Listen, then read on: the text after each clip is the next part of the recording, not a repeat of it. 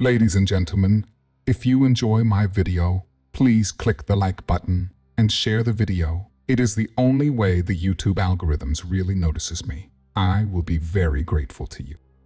The ice cream truck that never leaves. Scary story published by Scare Fiction. Read for you by Scare Fiction. Chapter 1. The Jingle from the Past. Evan gripped the steering wheel as the old, familiar roads of Green Hollow twisted beneath the tires. The town hadn't changed much. It still had that sleepy, forgotten feel, as if it had been trapped in time. But as the sun dipped below the horizon, casting long shadows across cracked sidewalks and empty streets, Evan felt a chill crawl up their spine. It was good to be back, wasn't it? The old house loomed ahead. Its paint was peeling, and the once manicured lawn was overgrown. The screen door creaked in the wind, a haunting echo of the life they'd left behind. Evan sighed, shouldering their bags and stepping onto the porch. Every corner seemed to carry a memory. Some good, others not so much. But this was a chance for a fresh start, a way to bury the past that had lingered like a ghost for far too long. As they unpacked, the town's silence pressed in, broken only by the occasional chirp of crickets. The air felt heavier here, like it had absorbed the weight of everything that had happened in the years since they'd left. But there was something else, an unease Evan couldn't quite place. The streets, the houses, they all felt wrong. Had it always been this way? Late in the afternoon, Evan stood by the window, watching as the sun set over the rooftops. That's when they heard it faint, almost too distant to recognize at first. The tune drifted on the wind, a cheerful jingle that didn't belong. A sound they hadn't heard in nearly 2 decades. Evan froze. It couldn't be. But as the melody grew closer, threading through the stillness of the evening, the memories came flooding back. The ice cream truck. The last time they'd heard that jingle, Nate had been standing beside them, smiling wide. And the next day, Nate was gone. A knock on the door snapped Evan out of their thoughts. Opening it, they were greeted by a young boy, no older than 10, wearing a baseball cap tilted to the side. "You hear it too?" he asked, eyes wide. "The truck. It's back." Evan's stomach tightened. The truck. They hadn't even seen it yet, but they could feel its presence creeping closer.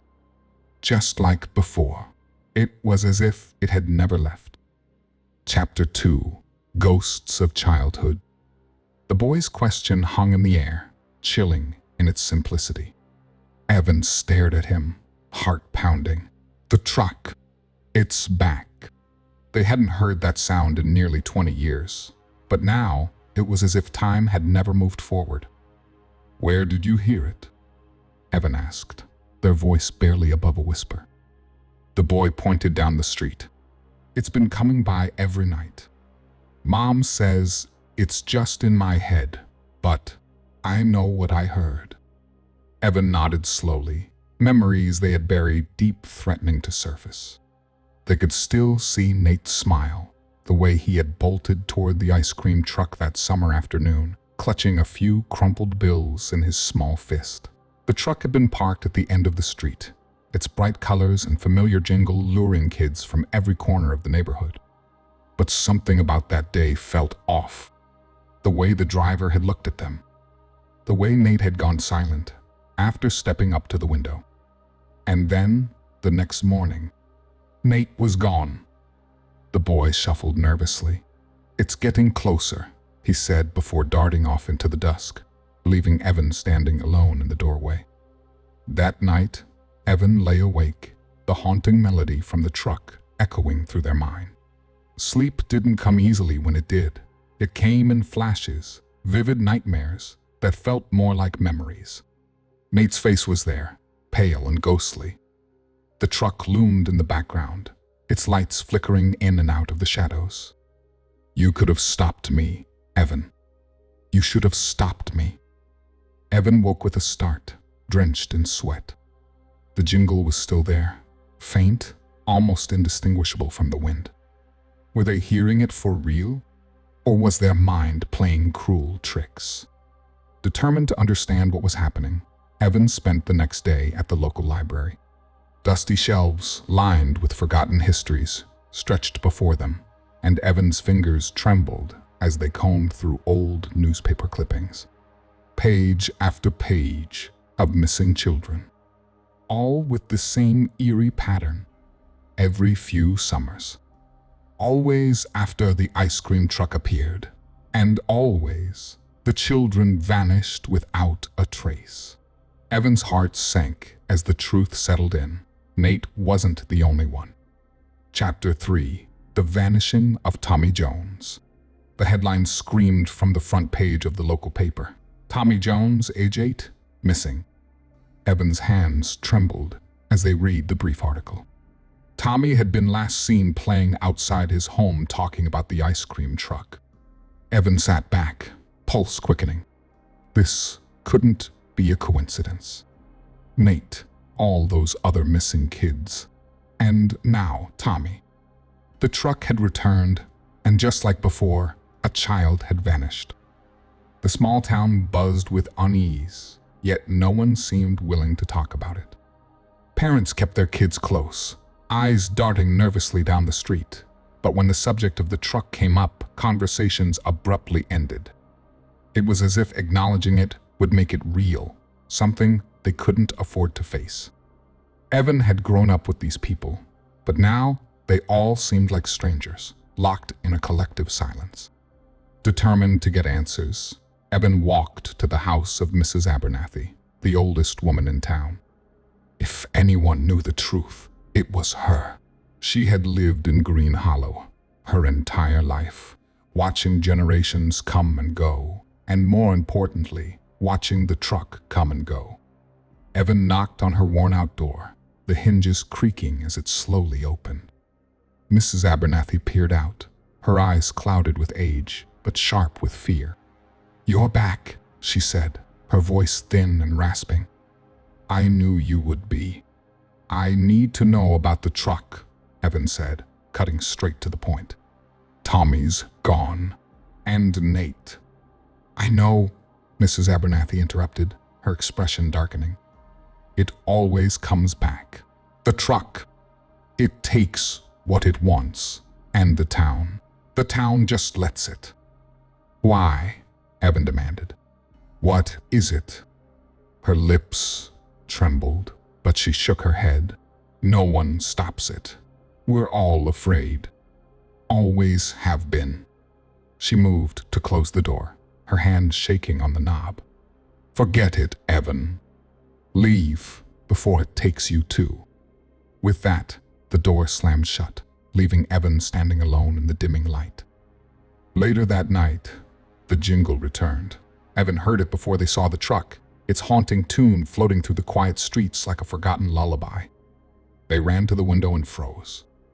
There, parked under a flickering streetlight, was the ice cream truck. It looked exactly as it had when they were kids, untouched by time, its garish colors vibrant even in the darkness.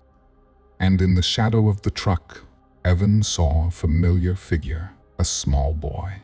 Nate, his face pale, eyes hollow. He stood silently, watching, as if waiting for Evan to do something. But what could they do? Chapter 4: The Driver. Evan's heart pounded as they stood at the window, eyes locked on the ice cream truck parked under the flickering streetlight. The jingle echoed in their ears, louder now, pressing against their skull like a taunt. The figure of Nate had vanished into the shadows, but the truck remained, its garish colors distorted in the darkness. It was time. They couldn't run from it anymore. Swallowing the lump in their throat, Evan stepped outside. The cold night air bit at their skin, but it did little to quell the feverish dread bubbling inside. As they approached the truck, the jingle cut off abruptly. Evan could feel their pulse in their throat, every instinct screaming to turn back, but they kept walking. The truck door swung open with a creak. He was waiting. A man sat behind the wheel, his hands gripping the steering wheel loosely.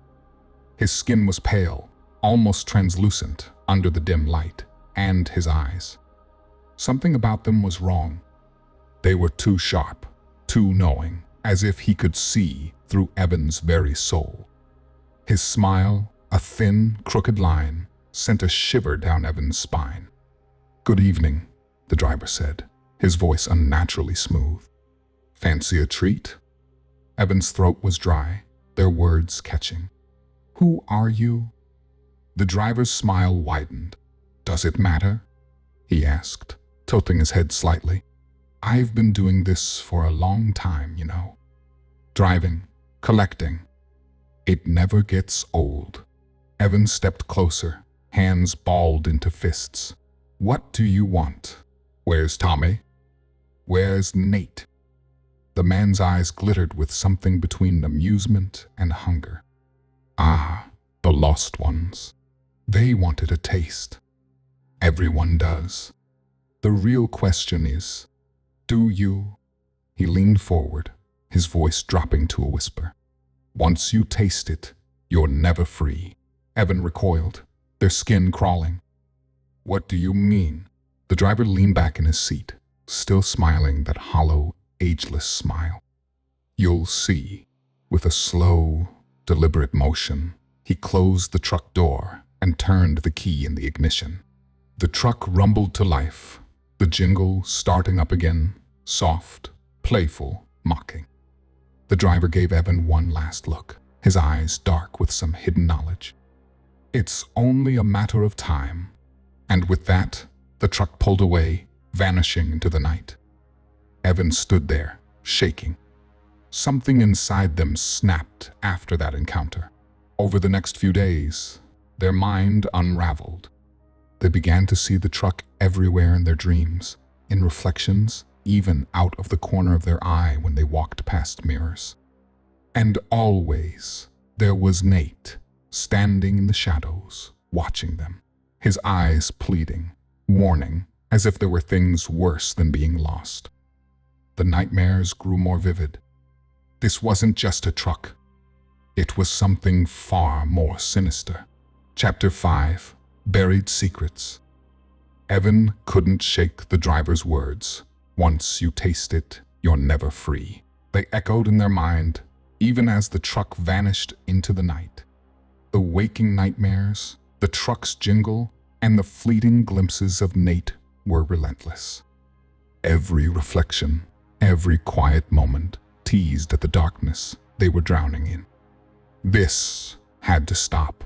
Determined to find answers, Evan spent days in the town's dusty archives, scouring old newspaper clippings and historical records. Town secrets were buried deep, and no one seemed eager to dig them up. But Evan wasn't leaving without the truth. Late one night, in a stack of yellowing papers, they found a clipping from 1953. The headline read, "Ice cream truck crashes, driver presumed dead." The article was brief. Truck had veered off the road during the town's summer festival, crashing into a ravine. The driver's body was never found, though the authorities had assumed he was dead. Stranger still, the truck had disappeared from the crash site before any investigation could be completed. Rumors of it reappearing every few summers, accompanied by the disappearances of children, were dismissed as superstition. But Evan knew better. It wasn't superstition. It was real. And it was happening again. That night, Evan heard a new voice on the street, Maddie, a young girl who had recently moved into the house next door, laughing as she played. It was late, the streetlights casting long, eerie shadows. Evan's heart clenched. She doesn't know. The jingle was faint, but unmistakable, creeping through the quiet night like a forgotten memory. Evan rushed outside, desperate to stop her. "Maddie, get inside." Maddie stopped, confused, but her curiosity was piqued. "Do you hear it too? The ice cream truck?" Her face lit up, innocent and unaware of the danger she was in. "No, Evan's voice cracked with panic. "Stay away from it. You have to." But before they could finish, Maddie's parents appeared on the porch, waving off Evan's warnings with irritated disbelief. "Come on, Evan," Maddie's dad said, his voice dripping with annoyance. "You're scaring the kids. There's no truck. Stop spreading these crazy ideas." Evan stood there, helpless, as Maddie's parents ushered her inside. They wouldn't listen. Just like before. Just like with Nate. The weight of guilt pressed down hard, suffocating. Nate's face swam in Evan's vision, pale and accusing. "You could have saved me." The words echoed in their mind, a reminder of the one failure they could never escape. Evan realized then that to stop the truck, to save Maddie and the others, they had to face not just the truck, but their own buried demons. Nate had disappeared because of them. They had to make it right. But how do you fight something that's already taken everything? Chapter 6. The Children of the Truck. Evan couldn't escape the sound of the jingle. It was everywhere now, playing in their mind, even in silence, a cruel melody that dug deep into their bones. Every time the truck passed by, it seemed to move slower, lingering, as if waiting. The driver's hollow eyes always found theirs through the window, his smile a twisted mockery of life. But it wasn't the driver that haunted Evan the most, it was the faces of the children. They were there now, every time the truck rolled through the neighborhood, their small, pale faces pressed against the glass. Silent, wide-eyed, their mouths moving as if trying to speak, but no sound came out. Evan recognized some of them, Tommy Jones, Nate, and others, their expressions frozen in an agonizing plea for help. They weren't dead. Not really. The truck had taken them, absorbed them into whatever dark, twisted limbo it represented. Evan stumbled through old records, piecing together the chilling truth. The truck wasn't just a vehicle. It was a vessel for something ancient, something far more malevolent than they had ever imagined. It didn't kill the children. It trapped their souls, forcing them to relive their last moments on an endless loop, trapped forever behind the glass. Nate's voice became a constant whisper in Evan's mind, faint but desperate. "You have to free us." The realization hit Evan like a sledgehammer. They were still there, all the children, including Nate. Evan had failed them once, but there was still a chance, a small, impossible chance to undo the past. That night, as the jingle once again filled the air, the truck came to a stop right outside Evan's house. They stood frozen at the window, watching as the driver leaned back in his seat, his eyes gleaming with something like amusement. The children's faces were clearer now, their hands pressed to the glass, mouths moving silently. Maddie was next. If Evan did nothing, she would be taken, just like Nate, just like the others. The door to the truck creaked open, and a low, eerie laughter echoed from within, childlike, distorted, a mockery of innocence. The weight of everything pressed down on Evan's chest, the guilt, the fear, the helplessness, crushing them. But Nate's voice rose above the chaos in their mind. "You can stop this. Free us." With trembling hands, Evan stepped outside, heart hammering in their chest. The truck loomed, its garish colors dull in the night, but the horror behind its walls was anything but muted. The children's eyes followed Evan, hollow and pleading. This was it. Evan had to act. But how do you fight something that's already stolen so much? Chapter 7. The Deal. Evan stood before the ice cream truck, breath hitching in their throat. The air felt heavy, thick with the weight of unfulfilled dreams and trapped souls. The driver lounged in the shadows, his smile wider than ever, the faint light casting an eerie glow over his pale features. Tonight, Evan would end this one way or another. Ah, Evan, the driver said, his voice smooth and enticing, like the jingle that played endlessly in their mind. I see you've finally come to face the truth. The children such delightful company, aren't they? But they can't be free without a sacrifice. What do you want? Evan's voice was a thin whisper, barely able to pierce the oppressive darkness that surrounded them. The driver leaned closer, his eyes glinting with a predatory hunger. It's simple, really. I can release the children trapped within my truck, but in return, you must give me something dear to you. Your soul, or perhaps someone you cherish. He paused, savoring the tension, the weight of the decision hanging between them. The choice is yours. Evan's heart raced, panic coursing through their veins. The thought of sacrificing their own life felt unbearable, but even more torturous was the idea of losing someone else, Maddie, their parents, anyone. They could still hear Nate's voice, desperate and pleading, urging them to act. You have to free us. Torn between despair and the flickering flame of hope, Evan grappled with the impossible choice. Could they really do this? The memories of Nate, Tommy, and the other children flashed before them, faces trapped behind glass, forever yearning for freedom. Why do you want them? Evan challenged, desperation sharpening their voice. What do you gain from their suffering? The driver's laughter echoed like a dark symphony.